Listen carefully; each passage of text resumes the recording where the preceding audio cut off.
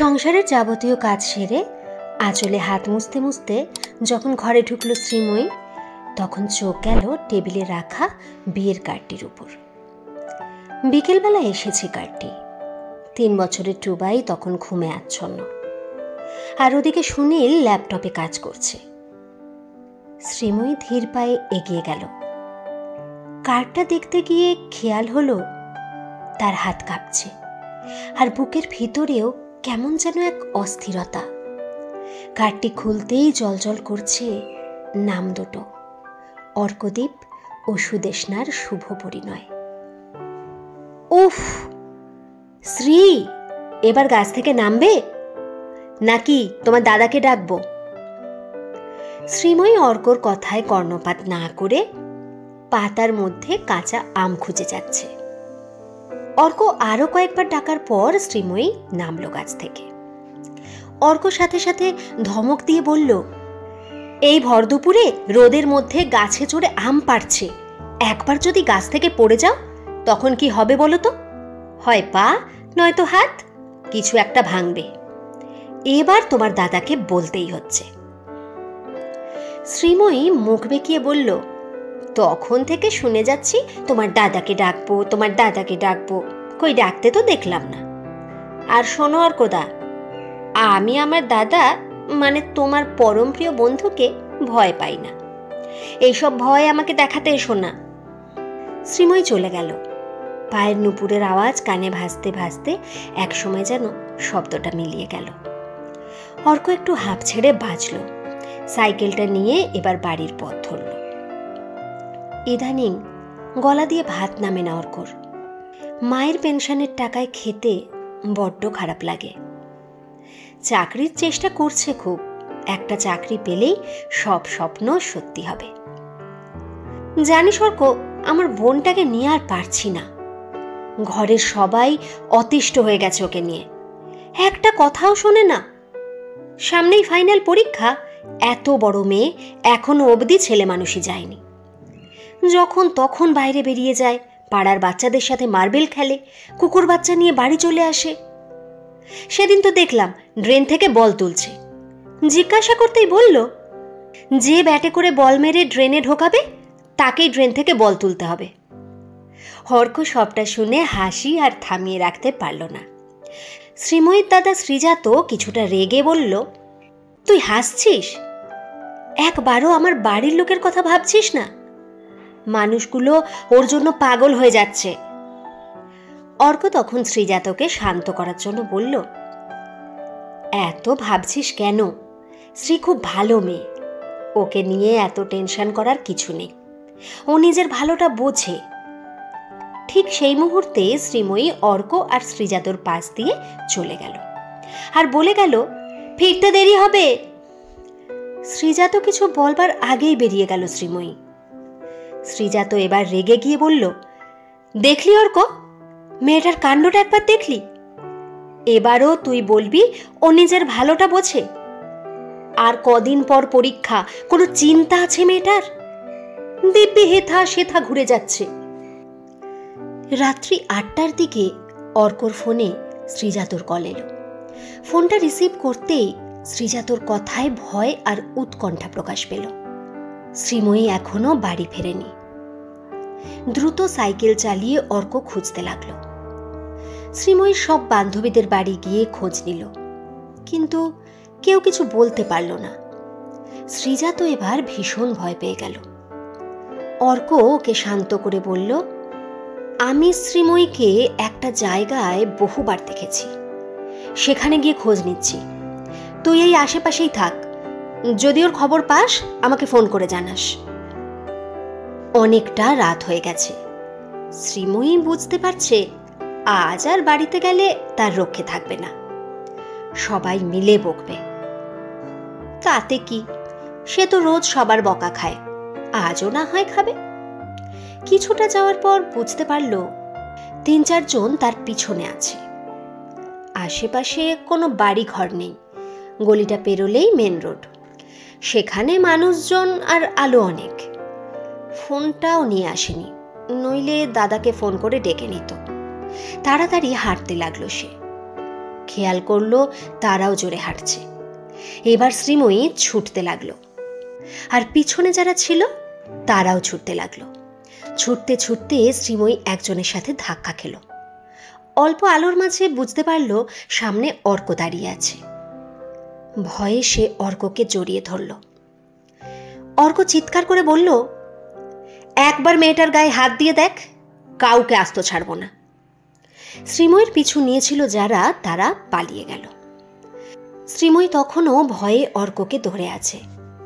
অর্ক এবার বলল, ভয় নেই, আমি আছি তো, বাড়ি চলো। অর্ক শ্রীময়ীকে তার বাম পাশে রেখে সাইকেলটা নিয়ে হাঁটতে হাঁটতে বাড়ির উদ্দেশ্যে রওনা দিল। তার আগে শ্রীজাতকে ফোন করে সবটা জানিয়ে দিল, আর বারবার অনুরোধ করল এই নিয়ে যেন শ্রীময়ীকে আর বকাঝকা না করে।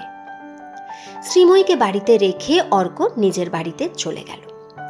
যাওয়ার আগে কি মনে করে যেন একবার পিছন ফিরে দেখল। শ্রীময়ী তখনও জানালার ধারে তার দিকে তাকিয়ে দাঁড়িয়ে আছে। অর্ক একটু হেসে চলে গেল। সকালে শ্রীময়ীর ফোন পেয়ে অর্ক একটু ঘাবড়ে গেল। মনে মনে ভাবল হয়তো বাড়িতে সবাই বকেছে, কিন্তু ফোন রিসিভ করতেই তার ভুল ভাঙল। খুব ধীরে ধীরে শ্রীময়ী বলল, আজ বিকেলে একবার আমাদের বাড়ি আসবে? অর্ক আর কোনো প্রশ্ন না করে হ্যাঁ বলে ফোনটা রেখে দিল। যথারীতি সে বিকেলে পৌঁছে গেল। বাড়িতে ঢুকতে শ্রীজাত আর তার পরিবার মিলে অর্ককে ধন্যবাদ জানালো। অর্ক না থাকলে মেয়েটার যে কি হতো গতকাল। কিছুক্ষণ পর শ্রীময়ী চা নিয়ে এলো। অর্ক ওকে দেখে বেশ অবাক হলো। রাতারাতি মেয়েটা কেমন যেন বদলে গেছে, শান্ত হয়েছে। সকলের অগোচরে অর্ক জিজ্ঞাসা করল, ওই গলি দিয়ে তুমি কোথায় যাও? শ্রীময়ী বাড়ির সকলকে একবার দেখে চুপি চুপি বলল, ওখানে একজন ঠাম্মি একা থাকে, ছেলে মেয়ে সব বাইরে, তাই মাঝে মধ্যে গল্প করতে যাই। কাল ঠাম্মি অসুস্থ ছিল বলে রাতের রান্নাটা আমি করে দিয়েছিলাম, তাই ফিরতে দেরি হয়ে গেল, নয়তো আমি বিকেলের দিকে ফিরে যাই। অর্ক কিছুটা মুচকি হাসি দিয়ে মনে মনে ভাবল, মেয়েটা মনের দিক থেকে সত্যি অনেক ভালো। শ্রীময়ীর জন্য চিন্তা এখন অনেক কমেছে শ্রীজাতর। এখন মাঝে মধ্যেই অর্ককে সে বলে, বোনটা আমার এত শান্ত হয়ে গেল কি করে বলতো? অর্ক কিছু বলে না, শুধু মনে মনে হাসে। এখন শ্রীময়ী রোজ অর্ককে ফোন করে, আর অর্ক ওকে বুঝিয়ে বলে মন দিয়ে পড়াশোনা করতে। এইভাবেই দিন পেরিয়ে যাচ্ছিল। একদিন শ্রীময়ী অর্ককে দেখা করতে বলল। অর্ক কিছুটা অবাক হলেও শ্রীময়ীর দেওয়া ঠিকানায় সময় মতো পৌঁছে গেল। শ্রীময়ী অর্ককে দেখতে পেয়ে এগিয়ে গেল। তারপর হাত থেকে একটা রুমাল বের করে অর্ককে বলল, এই নাও, এটা আমি তোমার জন্য বানিয়েছি। অর্ক রুমালটা ভালো করে দেখে বলল, বাহ, বেশ চমৎকার সেলাই জানো তো তুমি। রুমালের একটা কোণে অর্কর নাম লেখা আর ফুল এঁকে সেলাই করা, আর একটা কোণে ইংরাজি এস অক্ষরটি লেখা। সেটা দেখেই অর্ক জিজ্ঞাসা করল, এখানে এস লেখা কেন? শ্রীময়ী তখন বলল, বারে, আমি বানিয়েছি, তার একটা চিহ্ন রাখতে হবে না? অর্ক হো হো করে হেসে উঠল। তারপর বলল, শুনেছি কাউকে রুমাল দিলে নাকি সম্পর্ক নষ্ট হয়ে যায়। শ্রীময়ী বলল, ওইসব কুসংস্কার, আমি ওইসব মানি না। দিন একটু একটু করে এগিয়ে গেল। কলেজ শেষ হতেই শ্রীময়ীর জন্য পাত্র দেখা শুরু হলো। বারবার বাধা দিতে গিয়েও সফল হলো না শ্রীময়ী। সুনীলের সাথে বিয়ে ঠিক হয়ে গেল। অর্ক আর শ্রীজাত মিলে বিয়ের সব কাজ শুরু করে দিল। শ্রীময়ীর মনে অভিমান জমতে লাগলো। অর্কদা কি তার মনের কথা বোঝে না? একবারও শ্রীময়ীর কাছে জানতে চাইল না যে সে কি চায়। আবারও একদিন ফোন করে অর্কর সাথে দেখা করতে চাইল, কিন্তু সেদিন অর্কর পরীক্ষা থাকায় আর দেখা করতে যাওয়া হলো না। শ্রীময়ী বেশ কিছুক্ষণ অপেক্ষা করে ঘরে ফিরে এলো। বিয়ের দিন চলে এলো। সারাদিন এদিক ওদিক কাজ করে যখন সন্ধে হলো, অর্ক শ্রীময়ীর সামনাসামনি হলো। লাল শাড়িতে কি অপূর্ব সুন্দরী লাগছে, কিন্তু শ্রীময়ীর চোখের দিকে তাকাতে পারছে না অর্ক। চোখে যে অনেক অভিমান লুকিয়ে আছে। অর্ক কোনো কথা না বলে হেসে সরে গেল। বিয়েটা হয়ে গেল। পরের দিন বিদায় নেওয়ার সময় বহুবার শ্রীময়ীর চোখ খুঁজেছিল অর্ককে, কিন্তু অর্ক আর তার সামনে এলো না। কি গো, কার্ডটা হাতে নিয়ে কি ভাবছো? সুনীলের কথায় সম্বিত ফিরল শ্রীময়ীর। শ্রীময়ী এখন ভীষণ সংসারী, শান্ত, গৃহিণী, আবার জননীয়। এত বছর পর হঠাৎই অতীতের কথা মনে পড়তেই কিছুক্ষণের জন্য হারিয়ে গিয়েছিল সে। সুনীলের কাছে গিয়ে বলল, যাব তো আমরা অর্কতার বিয়েতে? সুনীল বলল, তার যাওয়া হবে না, তবে সে ওদের পৌঁছে দিয়ে আসবে। ব্যাগপত্র গুছিয়ে নিয়ে শ্রীময়ী রেডি হয়ে গেল। সুনীল কথা মতো ওদের নামিয়ে দিয়ে চলে গেল। শ্রীময়ী ধীরে ধীরে এগিয়ে গেল অর্কর বাড়িতে। চাকরিটা পাওয়ার পরেই সব গুছিয়ে নিয়েছে যেন। বাড়িটিও সুন্দর হয়েছে। শ্রীময়ীর ভালো লাগলো দেখে। সামনে দাঁড়িয়ে আছে অর্ক আর সুদেষ্ণা। দুজনেই যেন ম্যাচিং করে ড্রেস পরেছে। ভীষণ ভালো লাগছে দুজনকে। অর্ক শ্রীময়ীকে দেখতে পেয়ে কিছুক্ষণ চুপ হয়ে গেল। শ্রীময়ী অর্ককে দেখেও না দেখার ভান করে এগিয়ে গেল। সুদেষ্ণার কাছে গিয়ে নিজের পরিচয় দিল। সুদেষ্ণার পরিচয় পেয়ে হঠাৎই শ্রীময়ীকে জড়িয়ে ধরল। তারপর শ্রীময়ী সুদেষ্ণার হাতে গিফটটা দেওয়ার পর অর্কর সামনে গিয়ে দাঁড়ালো। কিছুক্ষণ দুজনে একে অপরের দিকে তাকিয়ে থাকলো। তারপর শ্রীময়ী কিছু না বলে হেসে বেরিয়ে এলো সেখান থেকে। সুদেষ্ণা কাছে এসে অর্কর হাতটা ধরে বলল, মেয়েটা সত্যিই ভীষণ ভালো। অর্ক পকেট থেকে রুমালটা বের করে মনে মনে বলল, তুমি জানলে না কতটা আঘাত আমিও পেয়েছি। সময় অনেক নিষ্ঠুর। একটা বেকার ছেলের জীবন কতটা কষ্টের তা শুধু ভুক্তভোগীরা জানে।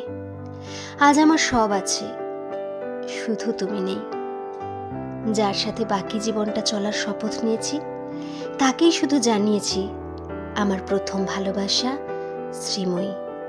পাশ থেকে সুদেষ্ণা বলল, অর্ক এদিকে এসো, ছবি তুলতে হবে তো। দূর থেকে তখনও গান ভেসে আসছে, ধরতে পারলে মন বেরি দিতাম পাখির পায়ে, খাঁচার ভিতর অচিন পাখি কেমনে আসে যায়। গল্পটি কেমন লাগলো একটা কমেন্ট করে কিন্তু অবশ্যই জানিও। আর যদি ভালো লেগে থাকে তাহলে একটা লাইক করে দিও।